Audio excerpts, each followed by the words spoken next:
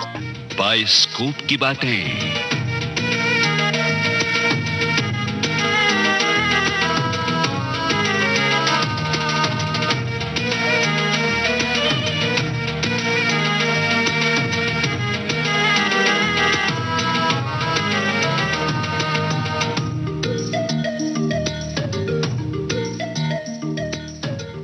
आज बाइस्कोप की बातें होंगी एक ऐसी फिल्म को लेकर जो बनी तो 1953 में थी, लेकिन जिसका महत्व आज इतने बरस बाद भी कम नहीं हुआ है। भारत का माथा अंतर्राष्ट्रीय फिल्म जगत में गर्व से ऊंचा करने वाली इस फिल्म का नाम है 2 बीघा जमीन। फिल्म 2 बीघा जमीन की हीरोइन थी निरूपा रॉय और साथ में थे मास्टर रतन, नाना पलशिकर, नजीर हुसैन, मुराद और जगदीप। एक छोटे से रोल में मीना कुमारी भी थीं, लेकिन सबसे सशक्त अभिनय था हीरो बलराज साहनी का, जिसके लिए ये फिल्म हमेशा याद की जाएगी। बहरहाल आइए अब आज का प्रोग्राम शुरू करें, जिसका आलेख खोजबीन के बाद तैयार किया है भूवेंद्र त्यागी ने। PKA नायर ने प्रोग्राम को आप तक पहुंचाने में प्रोड्यूसर महोदय की मदद की है और बाइस्कोप की बातें हर बार की तरह सुना रहे हैं लोकेंद्र शर्मा।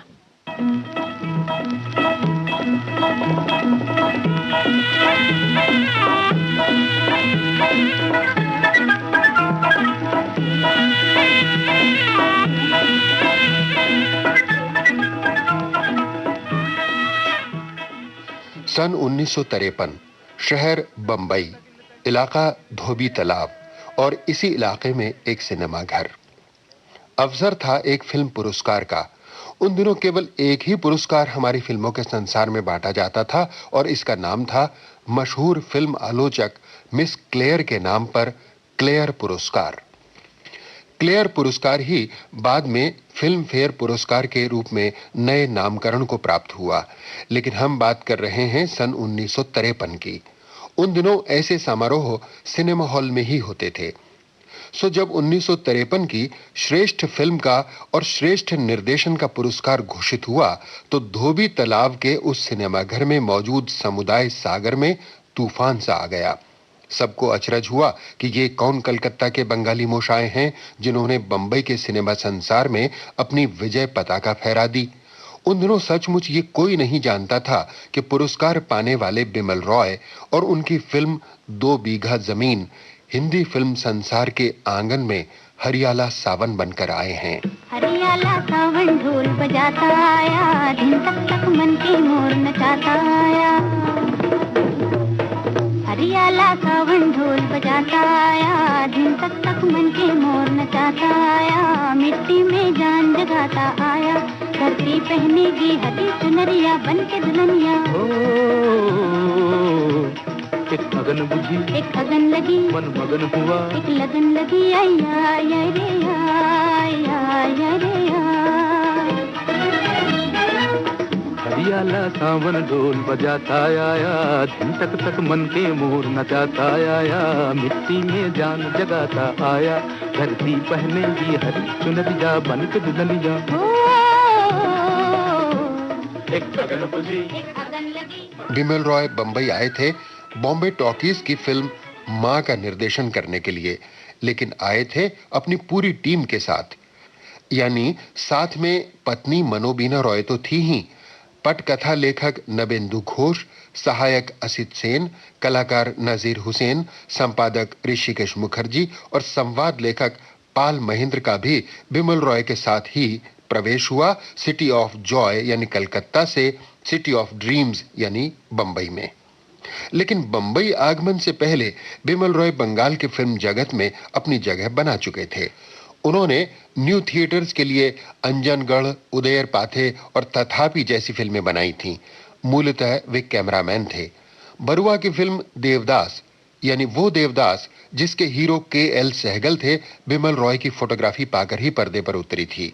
कुल मिलाकर कहा जा सकता है कि बंबई के फिल्म संसार में आने वाले बिमल रॉय अपने पीछे कलकत्ता के फिल्म जगत में कामयाबी की कई निशानियां और सफलता की कई कहानियां छोड़कर आए थे।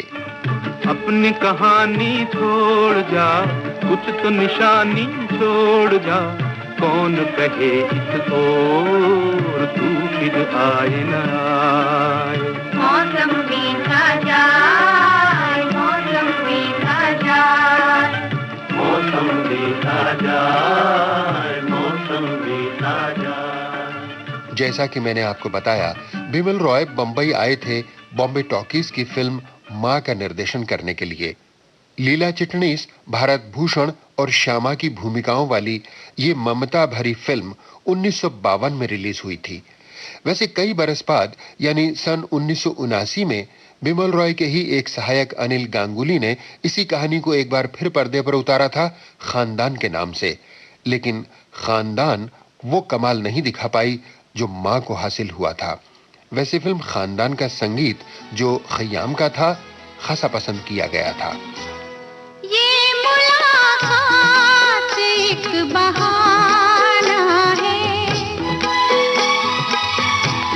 ये मुलाकात एक बहाना है, प्यार का सिलसिला पुराना है, ये मुलाकात एक बहाना है। 1952 में बनी फिल्म मां के मार्मिक चित्रण को लोगों ने इतना सराहा कि इसकी कामयाबी ने बिमल रॉय को बंबई में ही रोक लिया। उसी बरस यानी 1952 में भारत में पहला अंतर्राष्ट्रीय फिल्म समारोह आयोजित हुआ। जाहिर है इस समारोह की प्रदर्शन स्थली के लिए भारतीय हॉलीवुड यानी बंबई से ज्यादा मुनासिब जगह और कौन हो सकती थी। अपनी फिल्मी हलचलों के कारण ही तो आजकल बंबई ने हॉलीवुड की तर्ज पर बॉलीवुड नाम पा लिया है। 1952 में फिल्म समारोह आयोजित हुआ और इस समारोह में 25 देशों की लगभग 50 फिल्में दिखाई गईं। इटली के निर्देशक विक्टोरिया डसिका की एक फिल्म द बाइसिकल थीफ भी इस समारोह में थी। द बाइसिकल थीफ यानी साइकिल चोर। दूसरे महायुद्ध के बाद इटली के आम आदमी द्वारा झेली गई रोजी रोटी के संघर्ष की पीड़ा भरी कहानी थी यह फिल्म। द बाइसिकल थीफ में एक ऐसी कचोट थी, एक ऐसी तड़प थी जिसने हर संवेदनशील दर्शक के दिल में एक टीस पैदा कर दी। जाहिर है बिमल रॉय जैसे कलाकार के हृदय को भी इस टीस ने तड़पाया और यही तड़प प्रेरणा बनकर 2 बीघा जमीन के रूप में अवतरित हुई। द बाइसिकल थीफ ने राज कपूर को भी प्रेरित किया था और उन्होंने भी 1956 में इस प्रेरणा को जागते रहो के रूप में पर्दे पर उतारा। लेकिन ये बाद की बात है। बिमल रॉय ने विक्टोरिया डेसिका की फिल्म का जवाब तुरंत तैयार किया और सन 1953 में संसार ने देखी हिंदी की एक सेल्यूलॉइड कविता 2 बीघा जमीन। तुझे खुशखबरी सुनाने के लिए बुलाया है। क्या खुशखबरी है हुजूर? मैंने तय किया है कि गांव का रूप ही बदल दूं। यहाँ एक मिल लगवाऊंगा, तमाम रास्ते पक्के बनवा दूंगा, घर घर बिजली की बत्तियां जला करेंगी, तुम सबकी भलाई होगी। हुजूर हमारे माई बाप हैं, आप हमारी भलाई ना करेंगे तो और कौन करेगा? मगर ये सब तुम लोग समझते कहाँ हो, फिर भी इन सब में तू समझदार है। ले जरा अंगूठे का निशान तो लगा दे इस कागज पे। इसमें क्या लिखा है हुजूर? अरे कुछ नहीं, वही गोपीपुर में मेरी जमीन के साथ लगती हुई जो तेरी 2 बीघा जमीन है वो मुझे चाहिए, वही मैं मिल लगवा रहा हूं। ले अंगूठा लगा दे झट से। फिल्म 2 बीघा जमीन एक किसान की पीड़ा, उसके संघर्ष और उसकी निराशा की कहानी है। इस कहानी का व्याकरण बिल्कुल द बाइसिकल थीफ के जैसा है, उतना ही सच्चा और उतना ही असरदार, लेकिन बेहद भारतीय। इस कहानी को लिखा संगीतकार सलील चौधरी ने। सलील चौधरी बंगला मंच के लिए नाटक लिखने की ख्याति पहले ही लिए बैठे थे, इसलिए जब द बाइसिकल थीफ से जागी बिमल रॉय की तड़प ने उनके सामने अपना मन खोला तो सलील चौधरी की कलम ने अपना धर्म निभाया और एक कहानी लिखी, रिक्शा वाला। इसी कहानी का बाद में नामकरण हुआ 2 बीघा जमीन। घर में जो कुछ होगा सब बेचूंगा, जमीन तो बचानी ही पड़ेगी। अरे ये क्या करते हो? सारे बर्तन क्यों घसीट रहे हो? जमींदार की सेवा कर रहा हूँ। पारो, वो हमारी एक गागर थी ना? ओह, ये रही। मैं कहती हूँ आखिर बात क्या है? बात क्या होगी, ये सब बेचकर जमींदार का पूरा कर्जा चुका दूंगा। सब तो गया, अब यही रह गया है। जो मर्जी वो करो। पारो, क्या है? जरा सुन तो, इन सबसे तो कुछ भी नहीं बनेगा पारो। तो मैं क्या करूं? और कुछ नहीं तो मुझे भी साथ ही बेच डालो। बाप, जरा गुस्सा तो देखो। अरे तुझे खरीदने की हिम्मत है किसी में? रहने दो अपने चोंचले। पारो। क्या? पार्वती, मैं अजी कुछ बोलो भी मुंह से। किस मुंह से कहूं पार्वती? मैं तुझे कभी कुछ बनवा के नहीं दे सका। ओह, तो बाप के दिए हुए ये झुमके भी लेना चाहते हो? नहीं नहीं, ये तो मैं पहले ही समझ गई थी। नहीं नहीं पारो, रहने दे। तेरे मन को दुख होगा। मेरे मन के दुख से तुम्हें क्या? मुझे भी क्या दुख नहीं होता पारो, पर क्या करूं, अगर जमीन बच गई तो फिर ये सब हो जाएगा। फिल्म 2 बीघा जमीन की पटकथा लिखी नवेंदु घोष और ऋषिकेश मुखर्जी ने। संवाद पाल महेंद्र की कलम से निकले और गीतों से कहानी को सजाया शैलेंद्र ने। संगीत जाहिर है सलेल चौधरी का ही होना था। अब समस्या आई कलाकारों के चयन की। गरीब किसान के रूप में पहले बिमल रॉय को त्रिलोक कपूर और जयराज याद आए। उनके कुछ सहयोगी नजीर हुसैन का नाम सुझा रहे थे। फिर एक दिन बिमल रॉय ने जिया सरहदी की फिल्म हम लोग देखी और अपने गरीब किसान के रूप में देखा बलराज साहनी को। बस बलराज साहनी फिल्म 2 बीघा जमीन के लिए चुन लिए गए और इतिहास जानता है कि इस चुनाव से बेहतर और कोई निर्णय नहीं हो सकता था।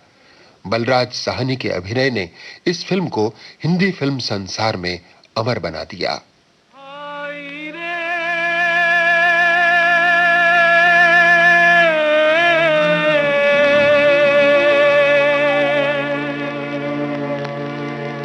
गंगा और जमुना की तू गहरी है धार,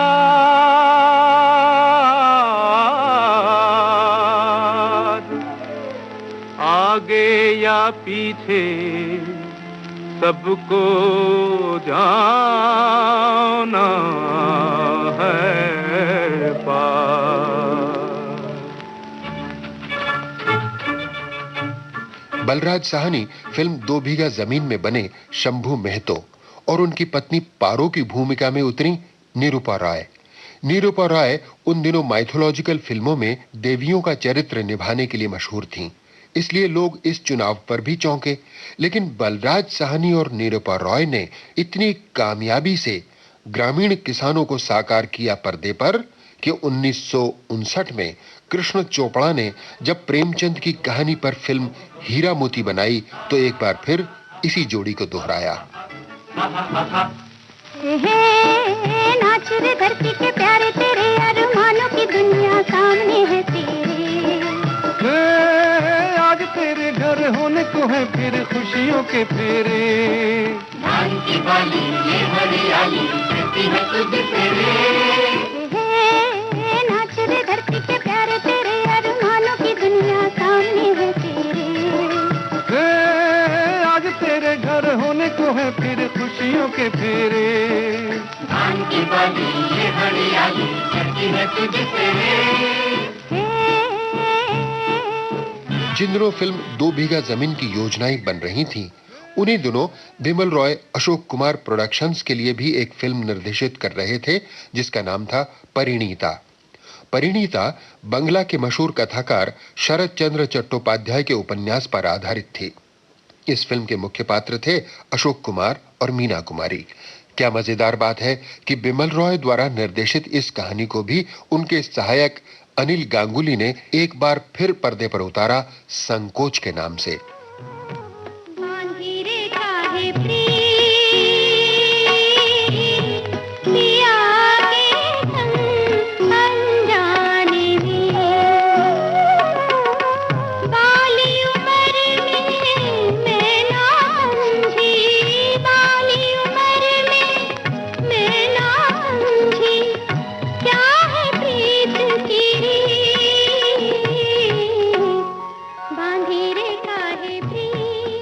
बहरहाल परिणीता की हीरोइन मीना कुमारी को जब बिमल रॉय की फिल्म 2 बीघा जमीन की योजनाओं का पता चला तो उन्होंने भी इस फिल्म में काम करने की इच्छा जाहिर की। मीना कुमारी ने बिमल रॉय से कहा कि मुख्य भूमिका यदि उनके लायक नहीं है तो कोई बात नहीं, वे किसी छोटे से रोल से भी तसल्ली कर लेंगी, लेकिन बिमल रॉय की इस फिल्म में काम वे जरूर करना चाहेंगी। और इस चाह का परिणाम हुई एक छोटी सी भूमिका और मीना कुमारी ने पर्दे पर गाई फिल्म 2 बीघा जमीन की ये अमर लोरी।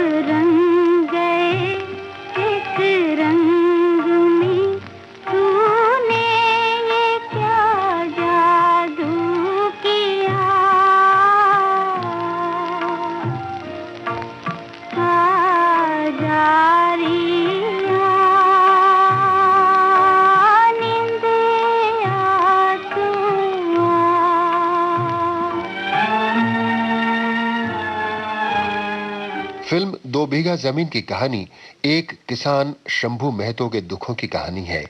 शंभू महतो अपने दुखों के बावजूद अपने परिवार के साथ मामूली से मामूली खुशी में भी आनंद मनाना जानता है और ऐसे ही सावन के हरियाले आनंद के साथ शुरू होती है 2 बीघा जमीन की कहानी। ऐसे बीज बिठारे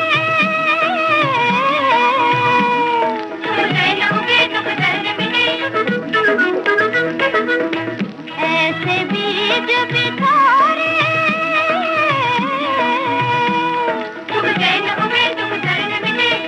नैनों में ना तेरे सपनों का धान हरा, नैनों में ना तेरे सपनों का धान हरा। हरियाला सावन ढोल बजाता आया, दिन तक तक मन के मोर नचाता आया, मिट्टी में जान जगाता आया, धरती पहनेगी हरी चुनरिया बन के दुल्हनिया हो। एक अगन बुझी एक अगन लगी, मन मगन हुआ एक लगन लगी, आई आई आई रे आई आई आई आई रे आई आई आई आई रे आई आई आई रे। हा, कितने दिनों के बाद भगवान जी की दया हुई है। पिछले 2 बरस तो ऐसे गुजरे हैं पारो, बस पूछो मत। अब की अगर फसल अच्छी हो गई तो नथुराम सोनार से तेरी वो पायल की जोड़ी छुड़ा लाऊंगा। जब तू मेरे लिए खाना लाया करेगी तो दूर से रुन झुन की आवाज आया करेगी, बहुत मजा आएगा। छोड़ो भी, अब क्या मेरी पायल पहनने की उम्र रही है? तो तू बूढ़ी हो गई है क्या? बूढ़ी नहीं तो क्या। जरा मुंह तो खोल, देखो कितने दांत गिरे हैं। मोतियों की लेडी चमक रही है और कहती है कि मैं बूढ़ी हो गई। अच्छा, अगर बूढ़ी नहीं हुई तो मुझे प्यार क्यों नहीं करती? मैं तुझे प्यार नहीं करता रही? तो स्कूल से भागा? अरे नहीं बापू, छुट्टी हो गई। कैसे? वो मास्टर जी है ना, उनकी गाय खो गई है, उसे खोजने गए। अच्छा जा, तू भी मास्टर जी के पीछे पीछे जा, भाग। लेकिन शंभू महतो की यह खुशी ज्यादा देर नहीं टिक पाई। खुशियों पर डाका डालने के लिए आ पहुंचा जमींदार हरनाम सिंह। ये जमींदार जी की मोटर आज यहाँ कहाँ? जमींदार जी यहाँ एक मिल बनाना चाहते हैं। ये क्या एक नई मुसीबत? तब तो हम सबको खेती बाड़ी हटानी पड़ेगी। अरे भाई, जमीन जमींदार जी की, वो जो चाहे सो करें, हम उन्हें कैसे रोक सकते हैं? लेकिन सारी जमीन तो जमींदार जी की नहीं है। बीच का ये 2 बीघे का टुकड़ा तो शंभू का है। शंभू अगर अपनी जमीन न बेचे तो यहाँ मिल बन ही नहीं सकती। क्यों रे शंभू, तू बेचेगा अपनी जमीन? पागल हो गया हो क्या? मैं अपनी जमीन कभी नहीं बेचूंगा। शंभू अपनी जमीन नहीं बेचने पर अड़ा था और जमींदार के इरादे कुछ और थे। वो तो मेरी मुट्ठी में है, मैं आज ही सब बंदोबस्त किए देता हूँ। हाँ, आप कर ही लीजिए। बीच का ये टुकड़ा न मिलने से हमारा इतने दिनों का प्लान सब टरफस हो जाएगा। देखिए ना, हमने तो प्रॉस्पेक्टस भी छपवा लिए हैं। The great Janata mills limited, chairman rice आजम ठाकुर हरनाम सिंह जी। अच्छा ठाकुर साहब, अब आज्ञा दीजिए। नमस्ते। नमस्ते। दरअसल ठाकुर से शंभू महतो ने कभी थोड़ा सा रुपया उधार लिया था और अब ठाकुर उसी उधार के बदले शंभू की जमीन को हड़पना चाहता था। सरकार। कौन? शंभू? हाँ हाँ, बैठ। ले जरा अंगूठे का निशान तो लगा दे इस कागज पे। इसमें क्या लिखा है हजूर? अरे कुछ नहीं, वही गोपीपुर में मेरी जमीन के साथ लगती हुई जो तेरी 2 बीघा जमीन है वो मुझे चाहिए। वही मैं मिल लगवा रहा हूँ। ले अंगूठा लगा दे झट से। इसके बदले में जो मैंने कर्जा तुझे दिया है वो सब माफ कर दूंगा। मैं आपका सारा कर्जा चुका दूंगा, थोड़ी सी मोहलत दीजिए हजूर। मुझे गरजमंद समझकर कस रहा है? अच्छा ठीक है, कर्जे की माफी के अलावा कुछ रुपए और भी दे दूंगा। जमीन से तुझे क्या मिलता है? मिल में मजदूरी करके भर पेट खाएगा, आराम की नींद सोएगा। अंगूठा लगा दे। नहीं हजूर, जमीन मैं नहीं बेचूंगा। क्या क्या कहा? नहीं बेचेगा? नहीं। अरे मेरा कहा न मानकर अपने ही हाथों अपना सत्यानाश करने पर क्यों तुला हुआ है? जमीन चले जाने पर ही तो किसान का सत्यानाश हो जाता है हजूर, और फिर उस जमीन पर तो हमारा 7 पीढ़ी पुराना मकान है। नहीं हजूर, जमीन तो मैं किसी हालत में नहीं बेच सकता। ये मजाल, इतनी जुर्रत? अच्छा, तो कल तक मेरी सारी रकम मैं सूद के चुका जाओ। कल तक? 4 दिन तो दीजिए सरकार। काफी मोहलत दे चुका हूं। तुम लोग शराफत से पेश आने के काबिल ही नहीं। मेहरबानी कीजिए सरकार। ये मेरा आखिरी फैसला है, निकल जाओ यहाँ से। सरकार दया कीजिए सरकार। शंभू के अनुसार जमीन किसान की मां थी, लेकिन ठाकुर का कहना था कि मिल लगाने से वो जमीन बाप बन सकती है। अनपढ़ शंभू न इन बड़े बड़े शब्दों का खेल समझता था और न ही बही खाते का हिसाब। घर पहुंचकर उसने अपने बेटे कन्हैया से हिसाब लगवाया। सब मिलाकर कितने हुए? जरा ठीक से जोड़ना, गड़बड़ ना हो जाए। सब मिला के 65 रुपए। 65 रुपए? एक साथ इतने कहां से मिलेंगे? सब बेच दूंगा, घर में जो कुछ होगा सब बेच दूंगा, जमीन तो बचानी ही पड़ेगी। अपने घर का सारा सामान, यहां तक कि पत्नी पारो के झूमके भी बेच दिए शंभू ने। उसे हर सूरत में अपनी 2 बीघा जमीन को बचाना था। रकम लेकर कर्ज चुकाने के लिए एक बार फिर शंभू ठाकुर की ड्योढ़ी पर पहुंचा। सरकार, आपके दिए पैसों का कर्जा आज चुका रहा हूं, पर आपकी दया का कर्जा तो कभी भी चुका नहीं सकता सरकार। मेरे हिसाब में आपके 65 रुपए निकलते थे। नायब जी खाता देखकर बताइए तो इसके में कितने बकाया है? कुल 235 रुपए 8 आने इसके नाम लिखे हैं। ये किसका हिसाब देख रहे हो नायब जी? जरा ठीक से देखो ना। ओह, तो शायद मुझसे भूली हुई। तेरा नाम शंभू महतो तो नहीं है? हाँ हाँ, शंभू महतो। तब तो तेरा ही हिसाब है। देख तो, ये तेरे ही अंगूठे का निशान है ना? उस अकाल के वक्त 20 रुपए मन की दर से 5 मन चावल गिनिएगा। मेरे बाप ने पूरे 1 साल तक खजूर के बागीचे में बिन पैसे काम किया है, इस पर भी उन चावलों के दाम पूरे नहीं हुए। जरा इससे पूछो तो उस कहत के जमाने में जो इसका बाप हर रोज एक वक्त खाना निकलता था वो कहां से आता था? हजूर मैं बाप, मैं गरीब बिल्कुल मारा जाऊंगा हजूर। हजूर थोड़ी सी मोहलत और दे दीजिए हजूर, मैं सारी रकम चुका दूंगा, जो भी होगा चुका दूंगा हजूर। हजूर मैं बाप ने आपके पांव पड़ता हूं हजूर। आज जिसके पांव पकड़ रहा है कल उसी से सीना तान कर कह रहा था कि जमीन नहीं बेचूंगा। हजूर बस अब जो कुछ कहना है कचहरी में कहना। कर्ज की वसूली के लिए ठाकुर ने कचहरी का रास्ता लिया और जज ने शंभू को कर्ज चुकाने के लिए दी केवल 3 महीने की मोहलत। अगर इस अरसे में भी शंभू महतो सारा रुपया ना चुका दे तो ठाकुर हरनाम सिंह उसकी जमीन जायदाद नीलाम करा लेने के हकदार। दया कीजिए हजूर, इतनी कम मोहलत में मैं सारा रुपया कैसे चुका सकूंगा? मेरा बुढ़ा बाप है हजूर, मेरा छोटा सा बच्चा है, अब मैं भूखे मर जाएंगे हजूर। इस जमीन के सिवा मेरे पास कुछ भी नहीं है हजूर। कर्ज की रकम जुटाने के लिए शंभू महतो ने भारी मन से कलकत्ता जाने का फैसला किया ताकि वहां कुछ काम करके वो रुपया इकट्ठा कर सके। भाई रे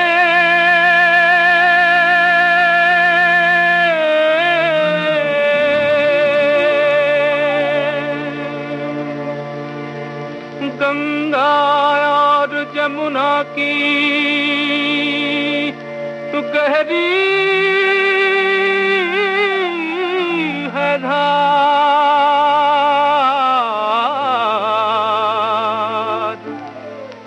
आगे या पीछे सबको जाना है पार।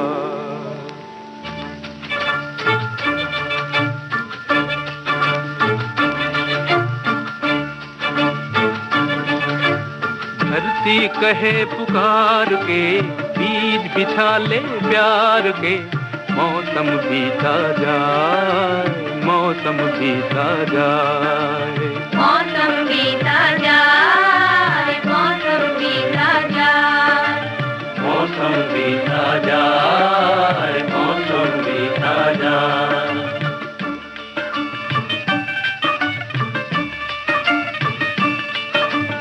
अपनी कहानी छोड़ जा, कुछ तो निशानी छोड़ जा, कौन कहे इस ओर तू फिर आए न आए। मौसम बीता जाए, मौसम बीता जाए, मौसम बीता जाए, मौसम बीता जाए।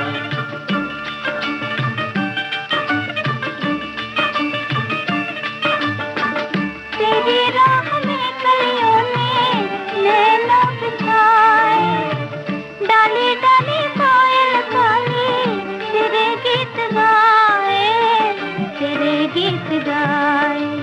अपनी कहानी छोड़ जा, कुछ तो निशानी छोड़ जा, कौन कहे तो तू फिर आए ना आए। मौसम बीता जाए, मौसम बीता जाए,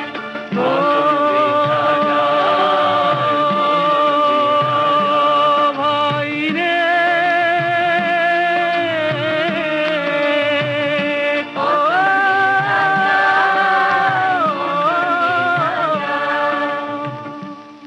शंभू का बेटा कन्हैया भी उसके पीछे पीछे आकर रेल में बैठ गया।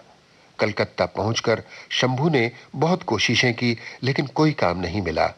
कन्हैया को भूख लगी थी, सो शंभू उसके लिए कुछ खाने के लिए लाने चला गया। इसी बीच कन्हैया को एक जेब कतरा लड़का मिला, लल्लू उस्ताद। अबे तू रहता कहाँ है? गांव में भाई। मैं और मेरे बापू आज ही यहाँ पहुँचे। तुम्हारा नाम क्या है? लालू, लालू उस्ताद। कुछ खाना लेकर जब शंभू लौटा तो उसने पाया कि कन्हैया को तेज बुखार है। वो रहने का ठिकाना खोजते हुए एक बस्ती में पहुंचा। ओ माँ, तेरा आवर कारागो की चाव बाछा? दादी शायद ही तुम्हारी बंगला बोली नहीं समझते। ओ किधर से आया, क्या चाहिए? मुझे यहाँ रहने की जगह मिल सकती है? नहीं नहीं, यहाँ जगह तगह नहीं है। मैं बड़ी मुसीबत में हूँ, मेरे बच्चे को बुखार हो गया है। तो मैं क्या करूँ? जगह नहीं है, रास्ता देखो। क्यों दादी, वो पंजो मिस्त्री वाला कमरा अब तो खाली है ना, दे दो इन बेचारों को। तू सब इसका बोलता। सुनो बाबा, एक कमरा खाली है, रोज का 6 वाला भाड़ा लगेगा, 7 दिन का भाड़ा एडवांस हो। ओ माँ, इंग्रेजी भी नहीं समझता? अरे पेशगी देना पड़ेगा। और सुन, 3 दिन का भाड़ा बाकी रहने से झाड़ू मार के निकाल दूंगी। ला पेशगी पैसा ला। पैसा तो इस वक्त मेरे पास नहीं है। अरे भेद करता, पैसा नहीं तो भाग यहाँ से।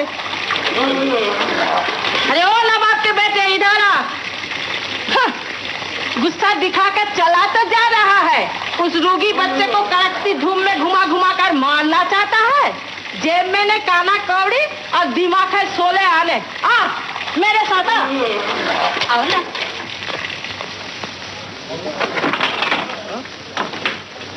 ले, ये है कोठरी। हाँ, और सुन, आज सांझ तक भाड़ा मिलना ही चाहिए मुझे। पैसे के बिना तो यहाँ सांस लेना भी मुश्किल है। आ बेटा, आ चुपचाप यहाँ लेट जा, मैं कोई काम काज ढूंढने जाता हूँ। अकेला घबराएगा तो नहीं? नहीं। अच्छा, पर जरा जल्दी लौटना बापू। हाँ हाँ। बीमार कन्हैया को कमरे में लिटाकर शंभू काम की तलाश में घर से निकला, लेकिन उसे कहीं काम नहीं मिला। जहां काम मिलता है, जाने कौन सी दुनिया है वो। अजब तोरी दुनिया,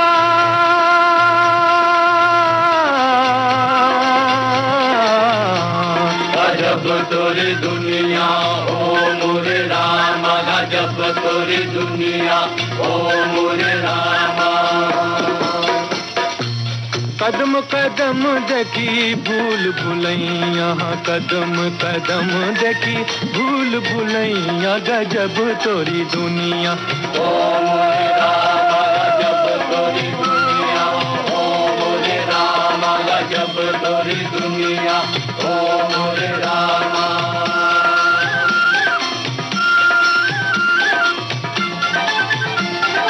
कोई कहे जग झूठा सपना पानी की बुलबुलिया हो, पानी की बुलबुलिया। हर किताब में अलग अलग है इस दुनिया की हुलिया हो, इस दुनिया की हुलिया। सच मानो या इसको झूठी मानो, सच मानो या इसको झूठी मानो, बेढब तोरी दुनिया। कन्हैया का बुखार तो उतर गया, लेकिन शंभू का एक पड़ोसी बीमार हो गया। ये पड़ोसी रिक्शा चलाता था। भाई तो मेरा एक काम कर दोगे क्या? वो मेरी रिक्शा है ना, रिक्शा हाथ गाड़ी, हाँ, जहाँ बैल बंधे ना वहां पर रखी है, हाँ, उसे रिक्शा मालिक के पहुंचा दोगे। अगर भोर होने से पहले न पहुंचा दी गई तो वो मुझसे एक दिन का किराया और ले लेगा। पर मुझे तो यहाँ के रास्ते मालूम नहीं। कोई बात नहीं, बड़ी सड़क पर जाके किसी से भी पूछ लेना कि नंदी बाबू की रिक्शा की खटाल कौन सी है। नंदी बाबू की खटाल? हाँ। अच्छा भैया, पहुंचा दूंगा। लेकिन देखो, तुम्हारे पर रिक्शा का लाइसेंस नहीं है, पुलिस से जरा बच कर जाना। हाँ। अच्छा। शंभू रिक्शा लेकर चला तो बीच बाजार में एक आदमी ने उसे रोका और रिक्शे में बैठ गया। रिक्शा छोड़ने जा रहा था, एक बाबू ने पुलिस का डर बताया और रिक्शा में जबरदस्ती बैठ गया। ये 8 आने उसी ने दिए। हे भगवान, बड़ा अच्छा हुआ कि ये पैसे मिल गए। कल बुखार की वजह से कुछ भी नहीं कमा सका। तुम तो अपनी हालत जानते हो, रोज कमाना और रोज खाना, बड़ी चिंता लगी हुई है। चिंता क्यों भैया, जब तक तुम बीमार हो तुम्हारा खाना पीना मेरे ऊपर रहा। तुम मुझे रिक्शा चलाना सिखा दो, मैं भी रिक्शा चलाऊंगा। बड़ा जानलेवा काम है। होने दो भैया, अगर 2.5 महीने में 235 रुपए नहीं कमा सका तो मेरी जमीन जायदाद सब हाथ से निकल जाएगी। तुम मुझे कायदा कानून सिखाकर लाइसेंस का बंदोबस्त कर दो। लाइसेंस मिलना इतना आसान नहीं। खैर, मैं अच्छा हो जाऊं तो मैं सब कुछ सिखला दूंगा, सब कुछ सिखला दूंगा। और इस तरह परिस्थितियों ने एक किसान को बना दिया रिक्शे वाला। उधर गांव में जमींदार के नायब की नजरों में पारों के लिए मैल उतर आया। उसने शंभू के पिता गंगू को शंभू के खिलाफ भड़काना शुरू किया। क्या हालचाल है? हमारा क्या हालचाल होगा बाबू? क्या शंभू कलकत्ते से कुछ नहीं भेजता? कहाँ हुजूर, उसे गए आज 20 दिन हो गए, एक चिट्ठी तक नहीं आई। एक चिट्ठी तक नहीं आई? सुना है वो तो वहाँ गुलछर्रे उड़ा रहा है और तुम्हें खबर तक नहीं देता। हमारे रहते हुए तुझे किसी बात की चिंता नहीं करनी चाहिए। बहू को हमारे घर भेज देना, उसे गेहूं और चावल वगैरह दे दूंगा। और हाँ, बुखार की शर्तिया दवा भी है मेरे पास, वो भी दे दूंगा। अभी तो मैं बाहर जा रहा हूँ, शाम को बहू को भेज देना। बहू, सुन लिया ना नायब जी शंभू के बारे में क्या कह गए? नहीं नहीं बाबू, ऐसा कभी नहीं हो सकता। ये सब उसका ढोंग है। तेरी बात ठीक हो बेटी, राम करे तेरी बात ठीक हो। कलकत्ता में कन्हैया ने भी शंभू की मदद करने के लिए जूते पॉलिश करने का फैसला किया। आओ बाबूजी आओ, बूट पॉलिश एकदम बढ़िया पॉलिश। जूते में चमक आ जाएगी बाबू, जूते में जान पड़ जाएगी। आओ बाबू आओ।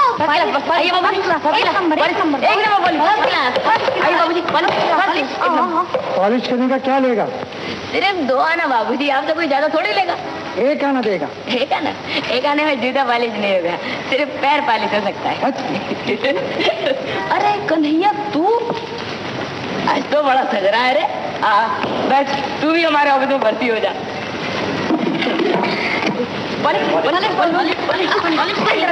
बाबूजी वो साला क्या पॉलिश करेगा, अभी कुछ भी नहीं जानता। कन्हैया जा अपना काला पॉलिश तो दे। ले रे कन्हैया, ये 6 पैसे तेरे और 2 पैसे मेरे। वाह, मैं क्यों नहीं, मेहनत तो तुमने की है। मैं कहता हूँ ले। तू समझ रहा था मैंने तेरा गिराक छीन लिया है? अबे तू अनाड़ी है, उस बाबू ने मोजा पहन रखा था, अगर गलती से उसके मोजे पर पालिश लग जाता तो उसका पैर जूते समेत धड़ाम से थोपड़े में पड़ता। हाँ मेरे पास काला पालिश नहीं बाबूजी, उसके पास कढ़ाई फर्स्ट क्लास पॉलिश करता है। हाँ बाबू, घर पे का नहीं है, बाबूजी का पालिश का। ओ बाबूजी पालिश, बड़े बाबू कलकत्ते में आए के पालिश ना कराए के चले नहीं जाना, ओ बाबूजी चले नहीं जाना। पहले ही दिन कन्हैया ने 12 आने कमाए और इस रकम में से अपनी माँ के लिए वो 2 पैसे की 2 लाल चूड़ियां खरीद कर ले आया। बाबा बाबा, अरे आहिस्ते, इतनी देर कहाँ कर दी? तेरा बाप कब से आके बैठा हुआ है? बता, आज कुछ आमदनी हुई? हाँ बाबा, आज मैंने 12 नहीं कमाए हैं और देखो माँ के लिए मैं 2 लाल चूड़ियां खरीद लाया। शाबाश, अच्छा किया। अच्छा, बाप को पैसे दिखा के चौंका देना। अच्छा अच्छा। तू कहाँ था बे? कितनी बार तुझसे कहा है मेरे पूछे बगैर घर से बाहर कदम न रखा कर। हाँ? इधर आ। ये क्या? पैसे, चूड़ियां? मैं अपना खून देकर पैसा कमाता हूँ और तू लुटा रहा है। शंभू, तूने इस पर हाथ उठाया, तूने इसे मारा। मारो नहीं, ये देख पैसे चुरा के ये। माफी मांग, मैं कहता तू उससे माफी मांग, हाथ जोड़ के माफी मांग। दूध पीते बच्चे ने सारे दिन मेहनत करके पैसे कमाए और तूने ऐसे कमाए? हाँ, ये देख तेरे लिए इसने आज से जूता पालने का काम शुरू कर दिया और तूने इसे चोर करके मारा। शंभू, तूने इसे नहीं पहचाना। शंभू, तूने नहीं पहचाना। बचवा, तू मुझे मार मार मार। मेरे लाल, बहुत चोट लगी थी? हाँ? नहीं बापू, नहीं। मुझे किसी बात की चिंता नहीं, कोई फिक्र नहीं। मेरा बच्चा भी रोजगार करने लग गया। मैं कल ही तेरी माँ को सारी रकम भेज दूंगा, उसको लिखूंगा तेरा बच्चा भी रोजगार करने लग गया। हाँ, तेरा बच्चा, मेरा बच्चा, हमारा बच्चा। शंभू ने पहली बार 48 रुपए 8 आने का मनी ऑर्डर अपने घर भेजा। गंगू महतो घर पर हो? भाई तुम्हारे नाम मनी ऑर्डर आया है, रुपए भेजे हैं। रुपए किसने भेजे हैं?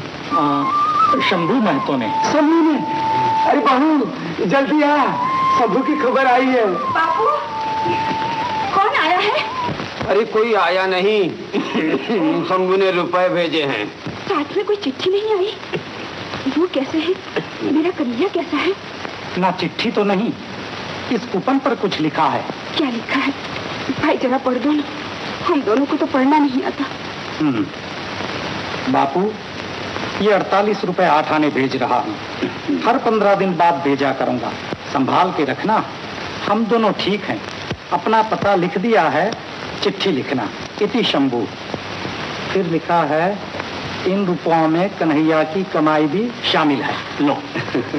बाबू, बाबू सुना तुमने क्या लिखा है? हाँ बिटिया, मेरा कन्हैया भी रोजगार करता है आजकल। भगवान करे वो जुग जुग जिए। ले बिटिया, इन रुपयों को देख। डाकिये ने चिट्ठी पढ़कर सुनाई तो पारो को इस बात पर बड़ा गर्व हुआ कि अपने बाप का हाथ बटाने के लिए अब कन्हैया भी कमाने लगा है। लेकिन शंभू की चिंता ये थी कि कर्ज की रकम जुटाने के लिए उसे मियाद बहुत कम मिली है। मियाद पूरी होने में अब थोड़े ही दिन बाकी रह गए। हमें और मेहनत करनी पड़ेगी बेटा। कम से कम 4 रुपए रोज तो कमाने ही होंगे, नहीं तो सब हाथ से चला जाएगा।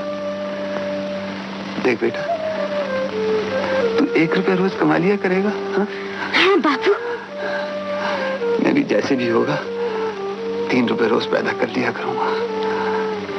दिन रात मजदूरी करूंगा, दिन रात।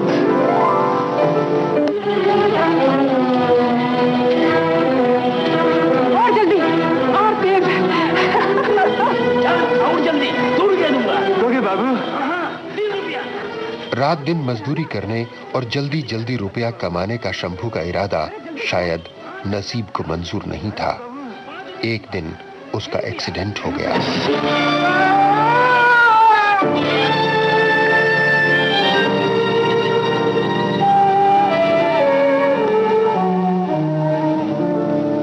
बापू, बापू, ये तुम्हें क्या हो गया बापू?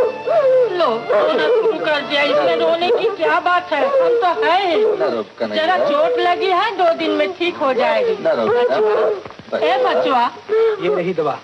अस्पताल वालों ने कहा है कि 10-15 रोज बिछौने से नहीं उठाना चाहिए, खून ज्यादा निकल गया है, इसलिए खाना पीना जरा ठीक करना चाहिए। एक प्याली तो ले आ बचवा।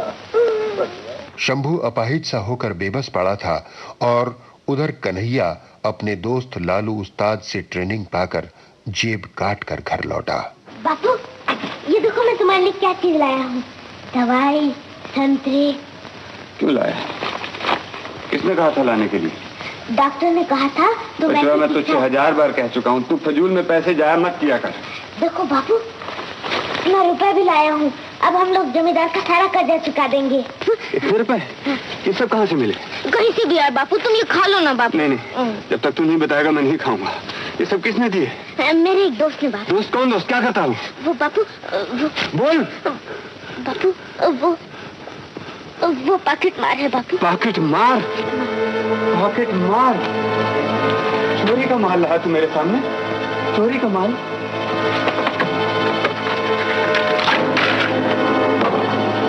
किसान का बेटा होकर तूने चोरी की? चोरी, चोरी, बेईमान, चोरी। किसान का बेटा हो। बच्चुआ, तेरी माँ सुनेगी तो शर्म के मारे जान दे देगी। मर जाए। लो बापू, मुझे मारो, खूब जी भर के मारो, मगर तुम ये खा लो बापू। ना खाने से तुम मर जाओगे। ऐसे जीने से तो मर ही जाना अच्छा। तूने चोरी की बचुआ, चोरी। उठा ये सब चीज, फेंक दे बाहर सड़क पे। और रुपया भी दे वापस, अभी इसी वक्त। शंभू जख्मी था, कमाई का और कोई जरिया नहीं था। कन्हैया को समझ में नहीं आया कि वो क्या करे। आखिर उसने अपनी माँ को एक चिट्ठी लिखी। माँ, अगर तू ना आई तो बापू मर जाएंगे। ठिकाना लिख दिया है, तो जल्दी ही आ जा माँ। चिट्ठी पाकर पारो घबरा गई और अकेली कलकत्ता जाने के लिए तैयार हो गई। लेकिन जाती कैसे? ससुर भी तो बहुत बीमार थे। बाबू, बाबू, ये क्या? तुम्हें फिर जोर से बुखार हो गया? हाँ बहू, बहुत जाड़ा लग रहा है, जरा वो कम्बल तो दे दे।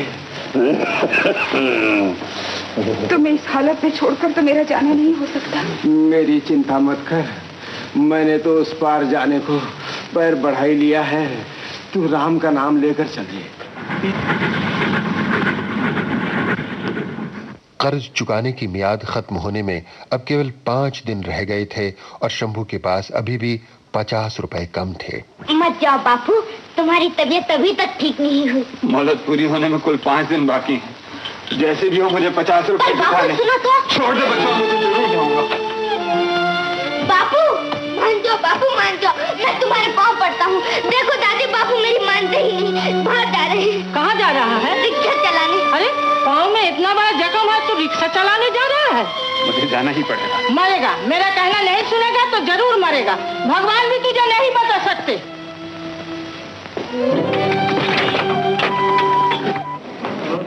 उधर पारो कलकत्ता पहुंची और इतने बड़े शहर में भटकती हुई एक गलत आदमी के हाथों में पड़ गई।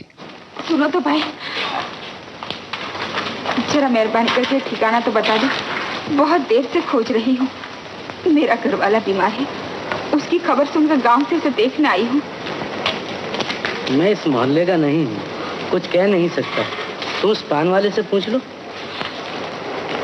मैंने कहा कहाँ जाओगी? ओह, शंभू महतो के डेरे पर। चलो। कौन होता है तुम्हारा? मेरा घर वाला है जी। तुम उसे जानते हो? अरे वाह, शंभू को मैं नहीं जानता। राम कसम, वो मेरा जिगरी दोस्त है, जिगरी। हम दोनों एक ही कारखाने में काम करते हैं। मगर वो तो रिक्शा चलाता है। अरे हाँ, आजकल वो रिक्शा ही चलाता है। अब क्या हाल है उसका? भगवान कसम झूठी बात तो मेरी जबान से निकलती ही नहीं। सच तो ये है कि आजकल उसकी हालत कुछ ठीक नहीं। रुपए पैसों की कमी से अपना इलाज। मैं कुछ रुपए साथ लाई हूँ, तुम मुझे जल्दी से वहाँ पहुँचा दो। कितनी दूर है यहाँ से? बिल्कुल नजदीक। आओ मेरे साथ, आओ चलिए आओ। इतनी दूर तो आ गए, अब और कितनी दूर जाना है? बस अब पहुँच ही गए।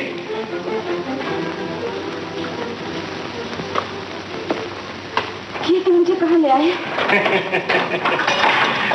घबराओ नहीं, तुम अंदर बैठो, मैं अभी एक डॉक्टर को लेकर आता हूँ।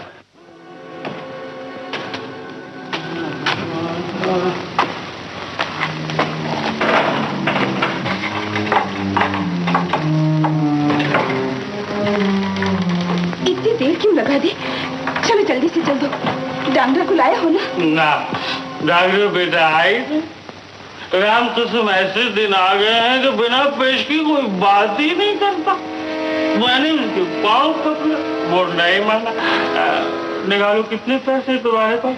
नहीं, मैं तुम्हें पैसा नहीं दूंगी। आगे मत बढ़ो। अरे गुस्से में तो तुम ज्यादा खूबसूरत लगती। चलो पैसे लाओ। नहीं नहीं, मैं तुम्हारे पाँव पड़ती। ये पैसा मत लो, खून पानी एक करके कमाए हुए। इनसे बगैर मेरा घर वाला नहीं बचेगा। मुझे छोड़ दो।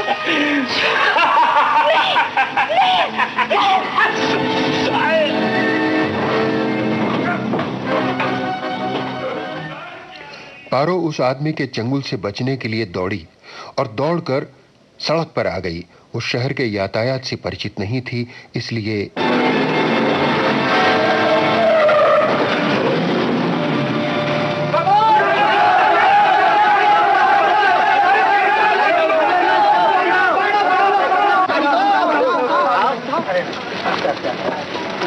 कोई अंदरूनी चोट लगी है, नाक मुंह से खून बह रहा है। बस तो जाएगी ना? बच जाएगी अगर हॉस्पिटल जल्दी पहुंचा दी गई। देखो भैया, अगर कोई टैक्सी जल्दी से बुलाओ। टैक्सी कहाँ मिलेगी? वो रिक्शा खड़ी, उसको बुला लाता हूँ। अरे भाई, कोई एम्बुलेंस को फोन करो भैया। हाँ, मैं अभी ला। भैया देखो, वो पान वाले की दुकान सामने थोड़ी सी बर्फ तो ले आओ। बेहोश पारो को अस्पताल ले जाने के लिए भीड़ के लोगों ने जिस रिक्शा वाले को बुलवाया वो शंभू ही था। रिक्शा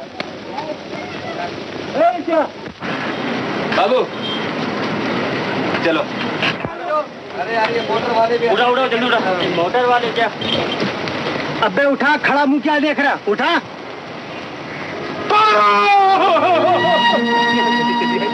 पारो आंखें खोल।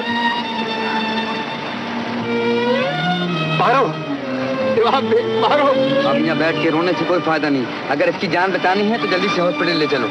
अरे भाई हट जाओ, हट जाओ, हट जाओ, हम लोग हट जाओ,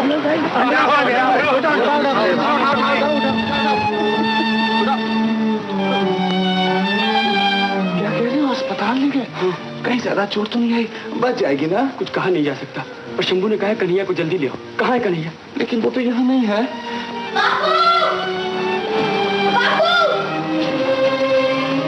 बापू अभी तक नहीं लौटे। कन्हैया चल मेरे साथ चल। कहाँ? चल ना। क्यों, क्या हुआ? मेरे बापू को तो गई। जल्दी बताओ ना क्या हुआ। नहीं, तेरे बापू कुछ नहीं हुआ। तेरी माँ आई है। माँ आई है? कहाँ है वो? चल मेरे साथ, मैं लिए चलता हूँ। शंभू अपनी पारो को अस्पताल ले गया। उस बदकिस्मत औरत का गार्जियन कौन है? ये उसके घर वाला हुजूर। डॉक्टर साहब, बच्ची तो हो जाएगी ना? अभी तक बेहोश पड़ी है, उम्मीद है बच जाएगी। डॉक्टर साहब, जैसे भी हो मेरी माँ को बताइए। मैं आपके पैर पड़ता हूँ। तेरी माँ अच्छी हो जाएगी बेटा, जरूर अच्छी हो जाएगी। देखो भाई, उसे फौरन ही कुछ इंजेक्शन और खून देने की सख्त जरूरत है। हॉस्पिटल की तरफ से ये कीमती दवाइयाँ नहीं दी जाती। तुम्हें ये सब लाने के लिए पैसे खर्च करने पड़ेंगे। अपनी जमीन बचाने के खून बहा बहा कर ये पैसे जमा किए। आदमी से खून खरीदूंगा। जो भी हो, पारो जरूर बच जाए। बापू, जैसे भी हो मेरी माँ को बताओ। शंभू ने दिन रात पसीना बहाकर एक एक पैसा दांत से पकड़कर जो रकम अपनी जमीन को बचाने के लिए जोड़ी थी, उससे पारो के लिए खून और दवाई का इंतजाम करना पड़ा। शंभू महतो ने कर्ज की रकम अदा नहीं की, बल्कि वो अपनी बीवी और बच्चों को लेकर यहाँ से फरार हो गया। उसका बूढ़ा बाप गंगू महतो जो यहाँ है पागल हो गया है। लिहाजा मजबूर होकर उसकी जायदाद तो जमीन नीलाम करनी पड़ रही है। नीलाम करोगे? करो, जरूर करो। हमें घर से बाहर कर दिया तो इससे क्या हुआ? ये घर बहुत छोटा था, अब हमें बहुत बड़ा घर मिल गया है।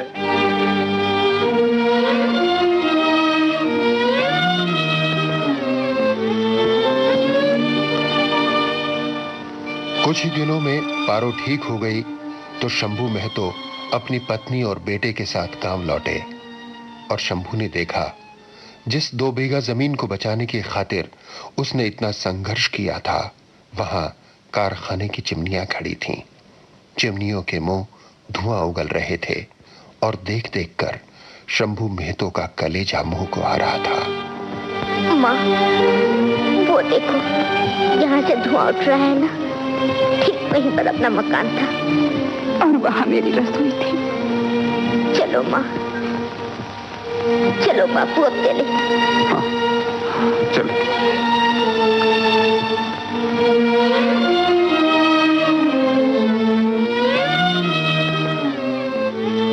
शंभू महतो ने कटीले तारों के बीच से हाथ भीतर करके अपनी धरती माँ की मुट्ठी भर मिट्टी उठाई, लेकिन तभी क्या उठाता है? दिखा क्या उठाया है? कुछ नहीं भाई, कुछ नहीं। चोर कहीं का, कुछ नहीं। क्या दिखा, क्या चुराया है? दिखा।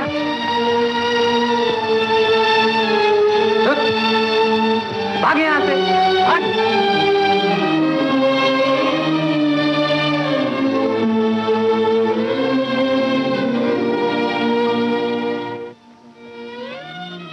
शंभू महतो के भाग्य में अपनी 2 बीघा जमीन की मुट्ठी भर मिट्टी भी नहीं थी। पहरेदार ने डपट कर उसकी मुट्ठी खुलवाई और माटी हाथ से फिसल कर गिर गई। हाथ खाली का खाली रह गया। गरीब आदमी की नियति ऐसी क्यों है? रात दिन हाड़ तोड़ मेहनत करने के बाद भी नसीब उसके हक में फैसला क्यों नहीं करता? शंभू महतो, उसकी पत्नी पारो और बेटा कन्हैया संघर्ष की धूप में तपे, संकटों की आग में जले, फिर भी हाथ क्या आया? अपनी 2 बीघा जमीन की मुट्ठी भर मिट्टी तक नहीं।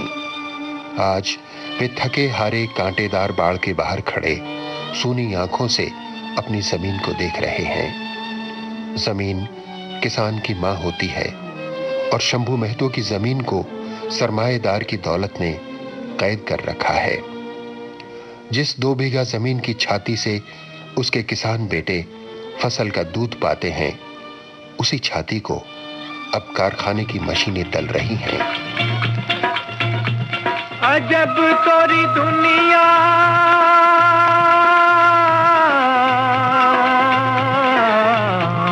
अजब तोरी दुनिया, ओ मोरे रामा, अजब तोरी दुनिया, ओ मोरे रामा।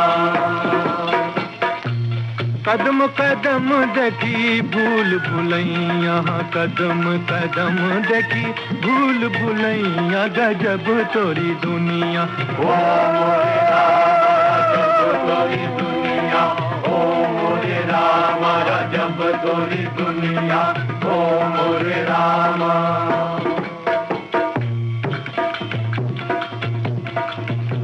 अजब तोरी दुनिया, ओ मोरे रामा, अजब तोरी दुनिया,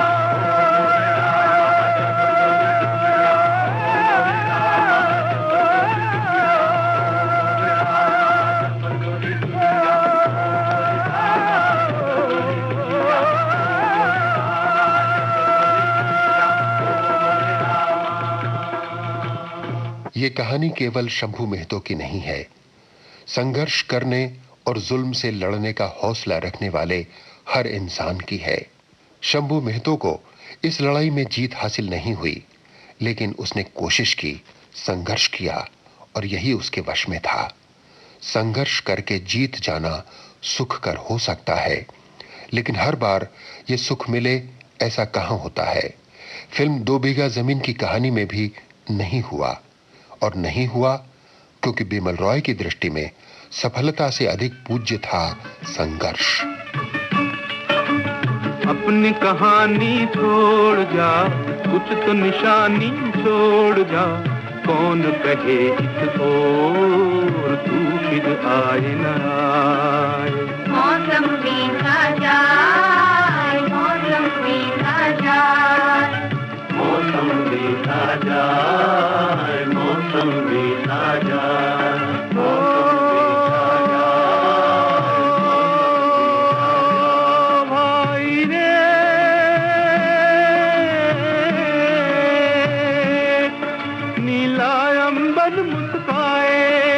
सांस तराने गाए, हाय तेरा दिल क्यों मुरझाए। बनती बनती पे तू भी कोई धुन बजा ले भाई, तू भी मुस्कुरा ले। अपनी कहानी छोड़ जा, कुछ तो निशानी छोड़ जा, कौन कहे इस ओर तू फिर आए ना आए रे भाई रे।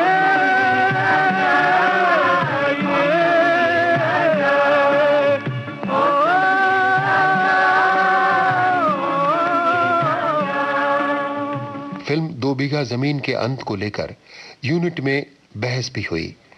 एक विचार यह भी बना कि एक्सीडेंट से घायल पारो का देहांत हो जाए और शंभू के हाथ से जमीन भी निकल जाए। फिर किसी ने कहा पारो भले ही मर जाए लेकिन जमीन बच जाए। फिल्म के फाइनेंसर रमणीक भाई इस तरह के अंत से बहुत द्रवित हो रहे थे। उनके अनुसार न पारो मरे न जमीन जाए, कहानी सुखांत होनी चाहिए। लेकिन इन सब तर्कों के बावजूद बिमल रॉय को यही अंत उचित लगा कि 2 बीघा जमीन की मुट्ठी भर मिट्टी भी शंभू को नसीब नहीं हो। बिमलदा की पत्नी मनोबीना रॉय भी इसी अंत के पक्ष में थीं और यही अंत अंततः पर्दे पर आया और इसी अंत के कारण फिल्म 2 बीघा जमीन अनंत बरसों तक याद आती रहेगी। ऐसे बीज बिछारे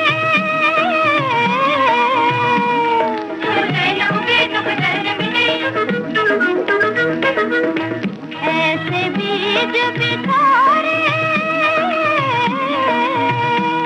तुम चैन उगे तुम दर्द मिले, नैनों में ना तेरे सपनों का धान हरा, नैनों में ना तेरे सपनों का धान हरा। हरियाला सावन ढोल बजाता आया, दिन तक तक मन के मोर नचाता आया, मिट्टी में जान जगाता आया, धरती पहनेगी हरी चुनरिया बन के दुल्हनिया हो। एक लगन बुझी एक लगन लगी, मन मगन हुआ एक लगन लगी, आय आय रे आय आय आय आय रे आय आय आय आय रे आय आय आय रे आय। फिल्म 2 बीघा जमीन की बातें पूरी हुई दोस्तों। उम्मीद है कि बातें आपको सुहाई होंगी। वैसे आज की जानकारियां और आलेख के लिए भूवेंद्र त्यागी जिम्मेदार हैं। प्रोग्राम बनाने में सहायता PKA नायर ने की और बाइस्कोप की बातें आपको सुनाने यानी इस प्रोग्राम को प्रोड्यूस करने का दायित्व निभाया लोकेंद्र शर्मा ने। बाइस्कोप की बातें